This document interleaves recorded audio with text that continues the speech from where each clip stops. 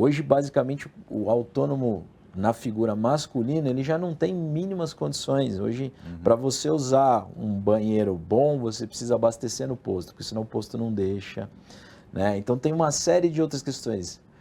Então, a provocação o problema não é a mulher estar lá, o problema é que não tem minimamente hoje uma condição de a gente conseguir receber uma mulher lá, na estrada principalmente.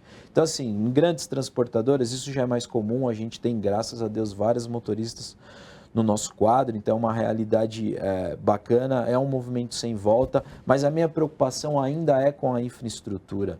Elas são submetidas, como os homens são, a coisas básicas que a gente não tem na estrada, né? Então, a discussão que eu traria, para mim, essa é muito mais uma provocação, esse tipo de caminhão, muito mais para aquilo que ainda falta. Falta uma estrutura mínima ainda para poder a gente receber um motorista cadeirante, um motorista mulher, né? Um motorista que não, às vezes surdo, ele pode perfeitamente. Então, assim, falta discutir a inclusão de uma maneira muito mais abrangente do que simplesmente a figura feminina. Hoje a figura feminina ela tem entrado muito bem, mas eu acho que a gente tem uma discussão de infraestrutura por trás para poder receber esse público inclusivo, seja ele de que gênero ou de qualquer tipo for, muito mais complexa do que apenas... Então, assim, para mim, isso é um excelente olhar para esse tipo de tema.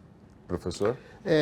Eu acho que é muito mais presente, né, a mulher do transporte de carga, no rodoviário de carga, na última milha, ou seja, no transporte que faz a entrega final, urbana, né? É muito comum a gente ver empresas grandes de transporte, né, com um elevado número de mulheres dirigindo esses caminhões de entrega. Na estrada também tem, e elas são muito respeitadas pelos outros caminhoneiros, né? Sem contar que também, às vezes, mesmo para o autônomo, às vezes leva até família, eles levam a esposa. É comum você encontrar autônomos com a esposa e até filho. Eu diria que, do ponto de vista de segurança, não é lá muito recomendável, mas é o que de fato acontece. E eles ficam sujeitos também ao que o José disse, né? Assim, da infraestrutura para receber esse público, né? Os postos não oferecem, tem que consumir no posto para ele poder usar o banheiro. Tudo é mercado, né? Coisas, Quando a gente passa pela estrada, a gente vê vários...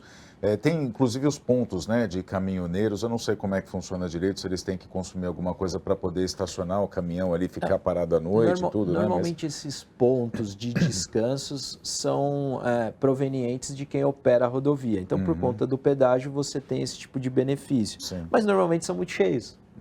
Muito disputados. Então, ele não é de fato acessível ao todo público ainda, né? Então, você acaba sendo responsável. Por isso que aí você vê os pequenos postos na estrada cheios de caminhões também, que aí justamente são esses que não oferecem grandes estruturas, né? E para as mulheres, inclusive, fica mais difícil. Aliás, eu estava falando sobre aonde elas estão, elas não só dirigem caminhão hoje, mas elas também estão no transporte rodoviário, né? De passageiros, né? Empresas de ônibus, né? Elas estão dirigindo também, né? Tem já um certo público, mas poderia ser mais ainda, né? Poderia ter mais ainda mulheres e a gente tem excelentes exemplos, né? Operadora de empilhadeira, que a gente nem está falando, que era normalmente, por muitos anos, era masculino. Hoje a gente tem operadora de empilhadeira, operadora de máquina pesada. A gente tem... É fantástico ver isso. De novo, para mim é muito mais uma questão de a gente estar preparado de receber do que ser homem ou mulher. Acho que ainda falta muito investimento no acolhimento, para depois a gente se discutir se vai ser homem, se vai ser mulher, se vai ser cadeirante, se não vai ser... Eu fico feliz em ver assim, essa preocupação da inclusão feminina, né? Eu como pai, né, de três meninas, né? Hoje já mulheres com filhos, tudo, né? Mas eu fico feliz com isso, porque você vê que a própria designer do caminhão é uma mulher, né? E ela sabe o que a mulher precisa, né?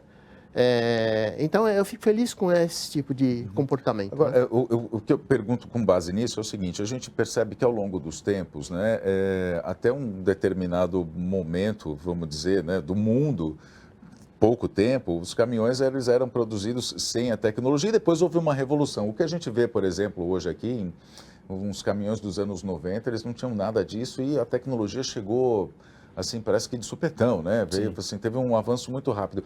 A tecnologia em si, ela ajudou nessa inclusão que a gente está discutindo aqui? Ela Sim. ajudou a abrir o caminho para que houvesse mais mercado Sim. para as mulheres ou não? Eu acho que a gente antigamente tinha aquela cultura que para dirigir caminhão você tinha que lembrar o conceito das marchas, isso aí, a Braço, força né? do O muque, braço. né? Hoje, Você com vai os dirigir um 1113 lá da Mercedes, você tinha que...